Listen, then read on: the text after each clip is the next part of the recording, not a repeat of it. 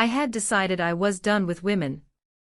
It wasn't a dramatic, tear-soaked proclamation made in the rain, but a quiet, clinical decision made in the sterile silence of my apartment after Chloe had finally packed the last of her things. Done. The word felt like a locked door, a final, satisfying click. My heart, my time, my ridiculously overpriced throw pillows, all were now a fortress, impenetrable. I would focus on soccer, on the rigid geometry of the field and the clean, uncomplicated burn in my lungs. Love was a chaotic, messy variable I was permanently writing out of my life's equation. The whistle blew, shrill and final, and the stadium lights seemed to dim with the collective groan of the crowd. I saw it happen in slow motion. Lena, our newest midfielder, all coiled energy and quiet intensity, went for a tackle. There was a tangle of legs, an unnatural twist, and then a scream that sliced through the noise of the game. It wasn't a sound of frustration, it was pure, unadulterated pain. The game stopped. The world stopped. She was on the turf, clutching her ankle, her face a mask of agony. Medics swarmed the field and a familiar, cold dread pooled in my stomach. Later in the hushed, antiseptic-smelling corridor outside the locker room, Coach cornered me. His face was grim, etched with the stress of the loss and the injury. "Maya," he began, his voice low. "Lena's done for the season. Torn ligaments, maybe a fracture. Surgery next week," I nodded, the words landing like heavy stones. "Her family's all back east," he continued, and this is where the dread began to curdle into something sharper, something like panic. "She lives in your building, right? The Astoria." I nodded again, my throat tight. "I need someone to be her point person. Just for the first week post-op, groceries, checking in. Making sure she doesn't try to hop to the bathroom and break her other leg." He looked at me, his eyes pleading. "You're the logical choice." It wasn't a request. It was an assignment. My fortress, my beautiful, silent, woman-free fortress, was about to be breached. My resentment was a sour, metallic taste in my mouth as I stood outside Lena's apartment, my arms laden with 2 grocery bags. One held sensible things, soup, bread, apples, tea. The other held my own personal provisions for this ordeal, a bottle of wine, and a family-sized bag of salt and vinegar chips. I juggled the bags and knocked, my knuckles rapping against the wood with more force than necessary. The door opened a few inches, held by a chain. Lena's face appeared in the gap, pale and drawn. Her dark hair was pulled back messily, and the skin under her eyes was smudged with exhaustion.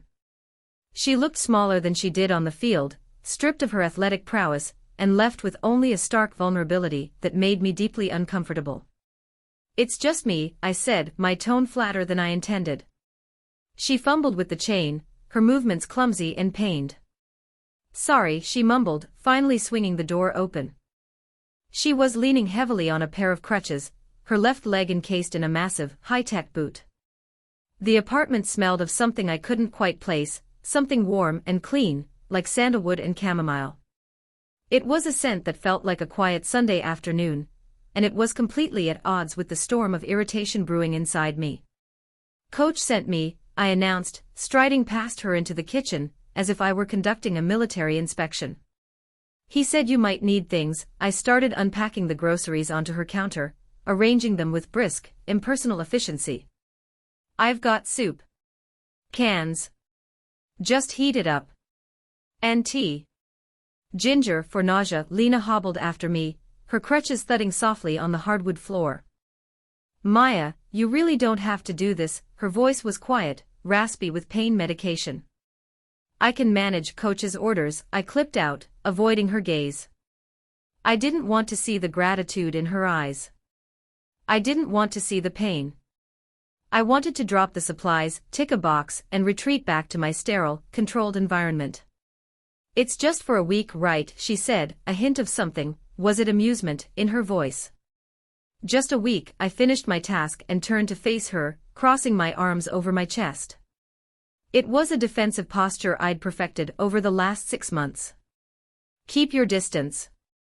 Don't get involved. Is there anything else you need before I go?" "Meds. Water? She gestured vaguely toward the living room couch, which was a chaotic nest of pillows and blankets.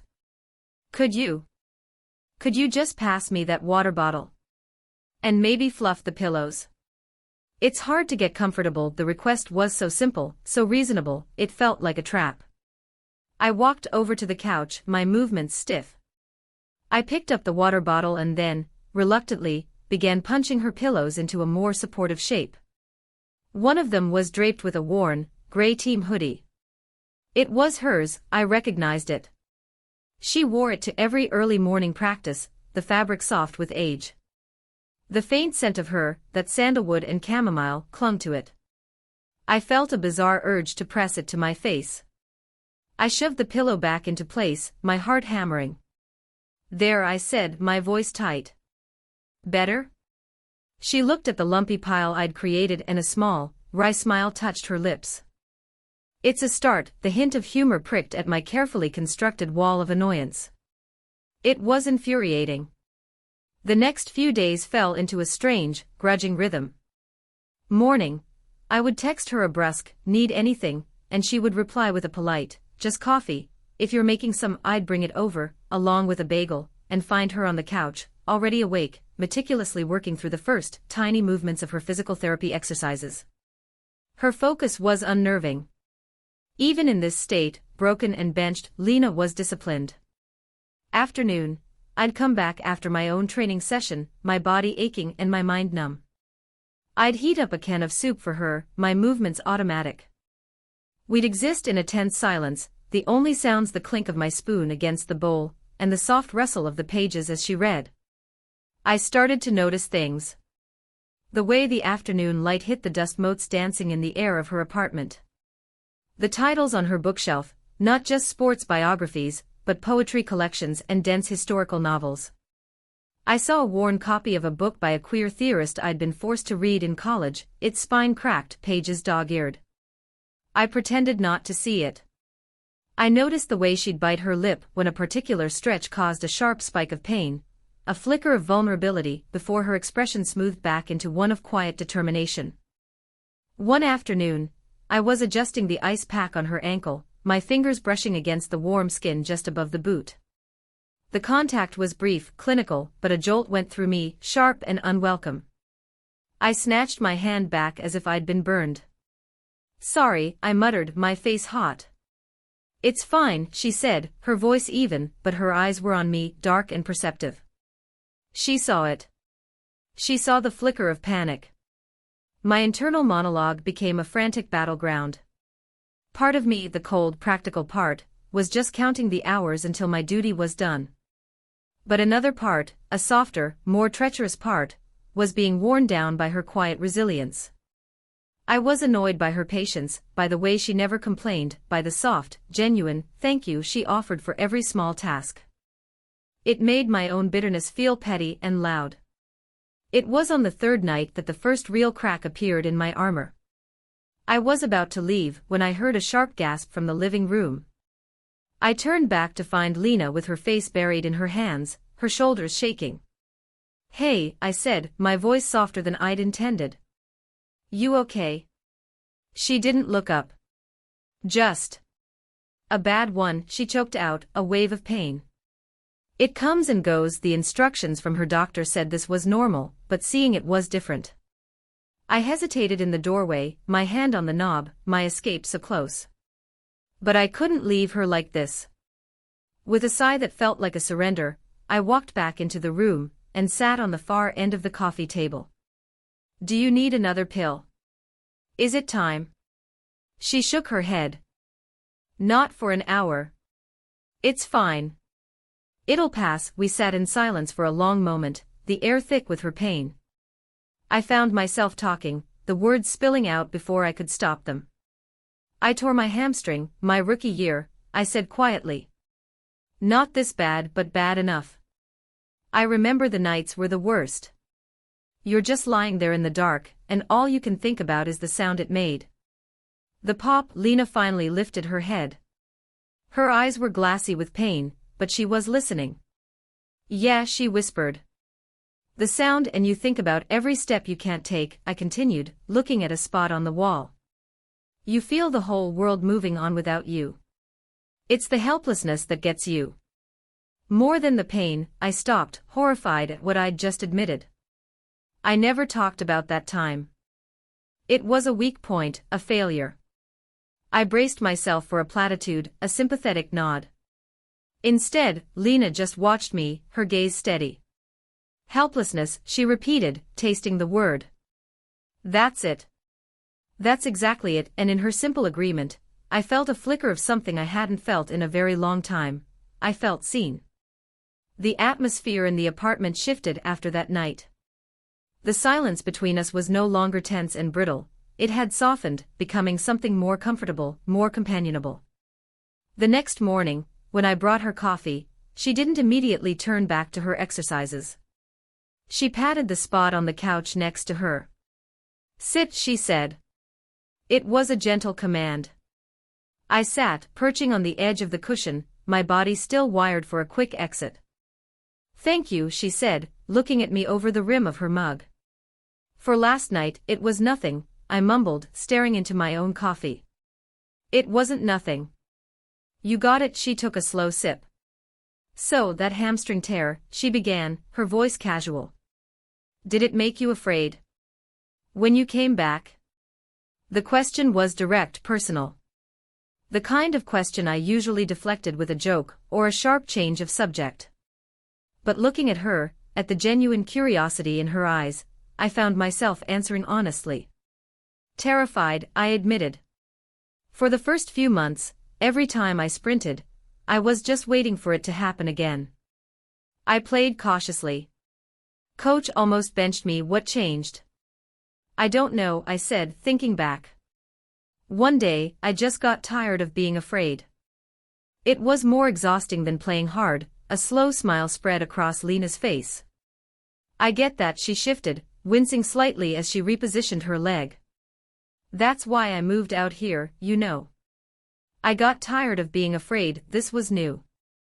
All we knew about Lena was that she was a phenomenal player, who had appeared on our roster out of nowhere, a transfer from a smaller club back east. Afraid of what? I asked, my own curiosity overriding my instinct to keep my distance. Of staying, she said simply. My whole family is there.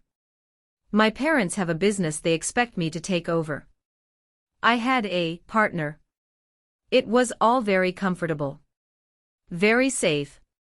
And I realized that if I stayed, I would just become this person they all expected me to be.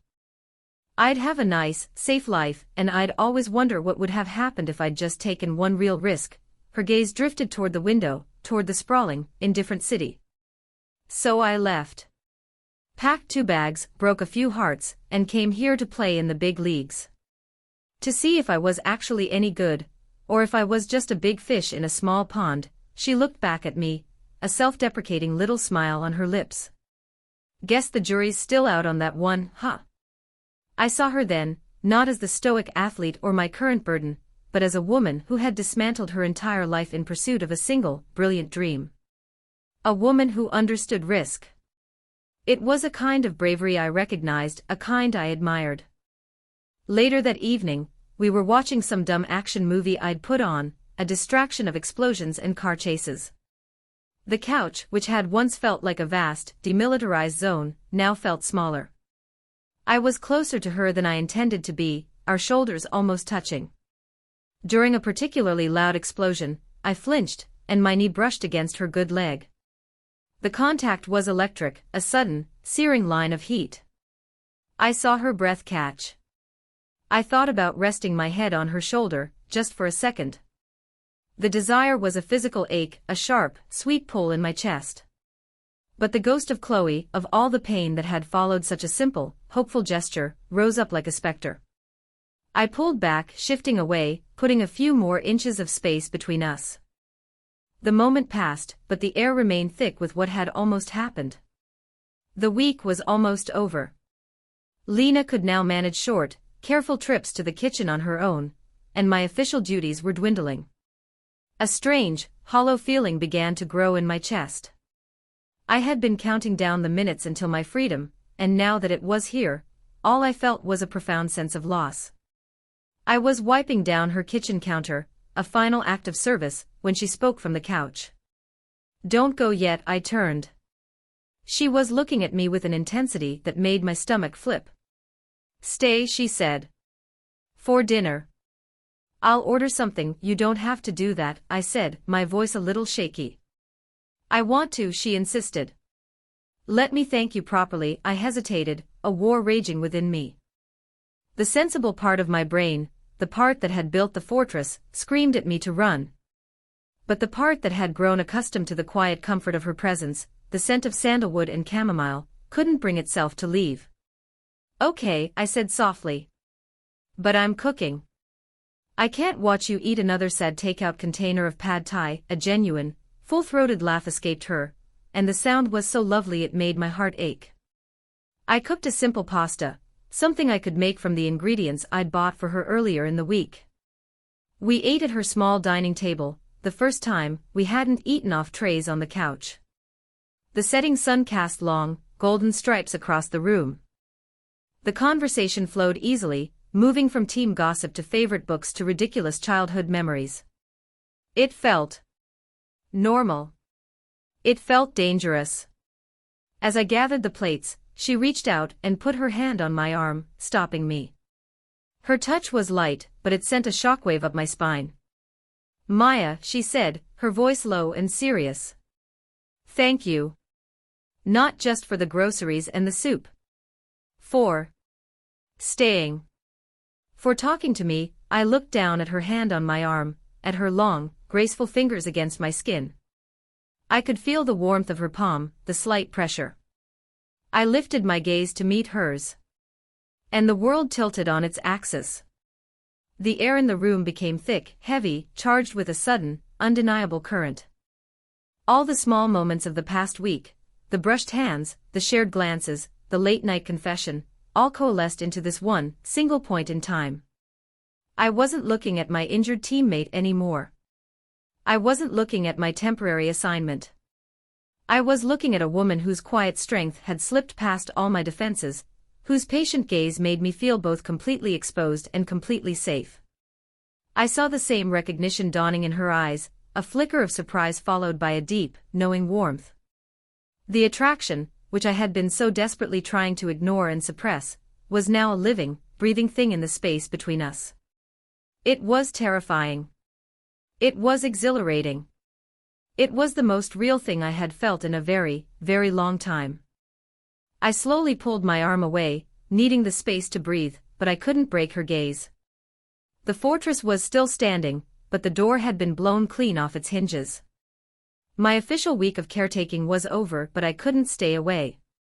My apartment, once a sanctuary of sterile peace, now felt empty and achingly silent. I kept finding pathetic, transparent excuses to go back to hers. I was at the market and they had those weird purple carrots you like, I'd say, holding up a bunch as my flimsy excuse. I made too much stew, thought you could use some, I'd lie, handing over a container I had specifically portioned out for her. Lena accepted every offering with a small, knowing smile that made my cheeks burn. She never called me out on my transparent need to be near her. She just opened the door wider each time, letting me into her space, into her quiet orbit. Every interaction was a high-wire act. The air between us was permanently charged, humming with unspoken words and unresolved tension. My internal monologue was no longer my own. It was a constant, looping commentary on Lena. Lena, whose laugh was low and husky. Lena, whose hair fell in a soft wave over her eye when she was reading. Lena, who smelled of chamomile and sandalwood and something that was uniquely, intoxicatingly her. I became obsessed with the small details, the minutiae of her existence. The way she held her mug with both hands, as if to draw warmth from it. The precise, deliberate way she would turn a page. One afternoon, I found her on the floor, struggling with a new, more complicated stretch prescribed by her physical therapist. She was trying to loop a resistance band around her foot, but the angle was awkward and her frustration was mounting. "Here," I said, my voice coming out rougher than I wanted. I knelt in front of her, my heart thudding a frantic, panicked rhythm. "Let me," I took the band from her. My fingers brushed against hers, a fleeting touch that felt like a brand. I looped the band around her booted foot and then, following her instructions, placed my hands on her calf to stabilize her leg. Her skin was warm, the muscle beneath it solid and strong. I was acutely aware of my thumbs pressing into her skin, of the inches separating my face from her knee. The air crackled. I could feel her watching me, her breathing shallow. The entire universe seemed to shrink down to this single point of contact, my hands on her leg. I could smell her shampoo, a faint scent of citrus and herbs. I wanted to lean in. I wanted to close the distance. I wanted to kiss the small, determined frown from her lips. The thought was so powerful, so vivid, it was like I had already done it. I jerked my hands back as if her skin were fire. "There," I stammered, scrambling to my feet. That should hold it." I fled to the kitchen, my back to her, and gripped the edge of the counter, my knuckles white. I could feel her eyes on me, a silent question hanging in the air. I had to get out. I had to stop this before it went any further, before I shattered myself on the rocks of another woman all over again. I was at her apartment, ostensibly to drop off a book I thought she'd like, but really just to get another fix of her presence. A storm had rolled in, the sky a bruised purple, and rain was lashing against the windows. The weather matched the turbulent chaos inside me perfectly. I had decided on the walk over that this would be the last time. I would give her the book, make some polite small talk, and then I would leave. I would go back to my empty apartment and I would refortify my walls, brick by painful brick. "I should go," I said, hovering by the door. "The storm's getting worse." "Okay," Lena said from the couch. She looked disappointed, and that small sign of her own wanting was almost my undoing. My phone buzzed in my pocket. I glanced at the screen, my sister, Sarah. I almost ignored it, but she was persistent. With a muttered apology to Lena, I stepped into the small entryway and answered. "Hey, what's up?" "I'm just calling to check in." Sarah's voice was bright, but it had an undercurrent I knew all too well. It was her concerned older sister voice. "You've been quiet, just been busy. Training. You know, and helping out Lena, I heard." "That's nice of you." A beat of silence. "Maya, please be careful." There it was. The warning I'd been expecting. Sarah had been my primary support system after Chloe. She'd been the one to show up with ice cream and rage-filled rants. She'd seen the worst of it. "Sarah, I'm just dropping off groceries." "Is that all it is?" she pressed gently. "Because you sound just like you did back then. A little breathless. A little gone. I just don't want to see you go through that again."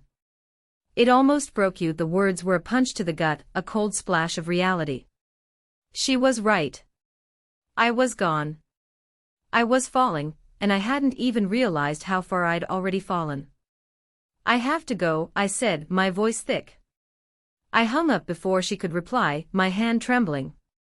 I stood there for a moment, the echo of my sister's words ringing in my ears. "It almost broke you."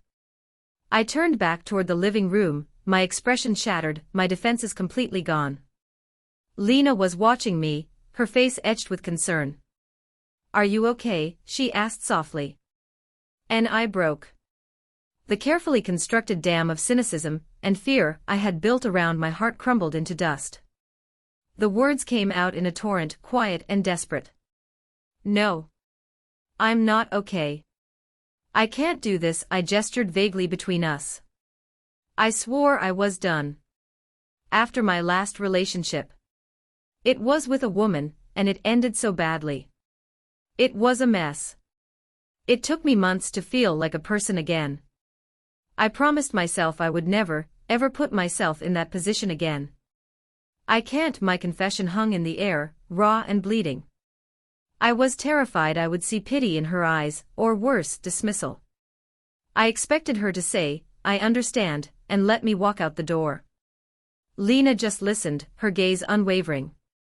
She didn't move from the couch, didn't offer any empty platitudes.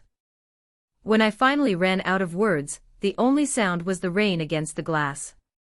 Then she spoke, her voice calm and clear and devastatingly simple. "I'm not her, that was it." 3 words. It wasn't a promise that she wouldn't hurt me. It wasn't a denial of the risk. It was a simple statement of fact. "You are not living in the past. You are here, with me." And everything inside me stilled. The frantic, panicked voice that had been screaming at me for weeks went silent. I looked at her, really looked at her, sitting on the couch, her leg propped up, her expression open and patient. She was waiting. She was letting me choose. I took a step toward her. Then another. I crossed the room and stopped in front of her. She looked up at me, her dark eyes searching mine. And then I was leaning down, and she was rising up to meet me, and my mouth found hers. The first touch was hesitant, a question. Her lips were soft, even warmer than I had imagined. And then the question was answered. The kiss deepened, becoming a conversation I didn't know I was starving for. It was full of all the longing, all the fear, all the weeks of charged silence and almost moments. It was the taste of chamomile tea and the feeling of a storm breaking. It was surrender. We pulled apart slowly, both of us breathless. My hands were tangled in her hair, and hers were resting on my waist. The air was still thick, but the frantic energy was gone, replaced by a deep, humming certainty. "I've wanted," Lena started, her voice a rough whisper. "Me too," I finished, the words feeling truer than anything I had said in a year. I sank down onto the couch beside her, our knees touching. The fear was still there, a cold knot in my stomach, but it was no longer all-consuming. It was just a part of it, a passenger along for the ride. I looked her in the eye, needing to say it, needing her to know. "I'm terrified." Lena didn't flinch. She simply took my hand, her fingers lacing through mine. The contact was solid, real. A concrete anchor in the swirling sea of my emotions. "We can be terrified together," she said. It wasn't a grand promise of a perfect future. It was a plan. A small, manageable, 2-person plan. "We'll face it together." A bubble of laughter escaped me, light and slightly hysterical. "God, the next team meeting is going to be so awkward." A real smile spread across Lena's face, reaching her eyes. "Let em stare," she said, squeezing my hand. The storm passed sometime in the night. I woke on her couch, a blanket tucked around me, the first pale light of morning filtering through the blinds. The apartment was quiet, peaceful. The air still smelled of rain and sandalwood and her. I sat up, my own fortress of an apartment feeling like a distant memory from another life. Lena was asleep in her bed, the door to her room left slightly ajar. I could see the soft rise and fall of her shoulders. I looked at her, this quiet, resilient woman who had waited patiently for me to find my way out of my own wreckage, and I felt a feeling so potent it almost brought me to my knees, hope. It was a terrifying, fragile thing. I knew this wasn't an ending. It was a beginning, and beginnings are messy and uncertain. There would be awkward conversations, prying questions from teammates, and another phone call with my sister. There was the ghost of Chloe, and the very real fear of being broken again. But as I watched Lena sleep in the soft morning light, I knew I had already made the choice. I had chosen the risk of this beautiful, terrifying connection over the sterile safety of being alone. I had chosen her. Wouldn't you trade a little bit of safety for a chance at that kind of hope? If you've ever had to make a choice between a guarded heart and a vulnerable one, let us know in the comments below. Don't forget to like this video and subscribe for more stories that find love in unexpected places.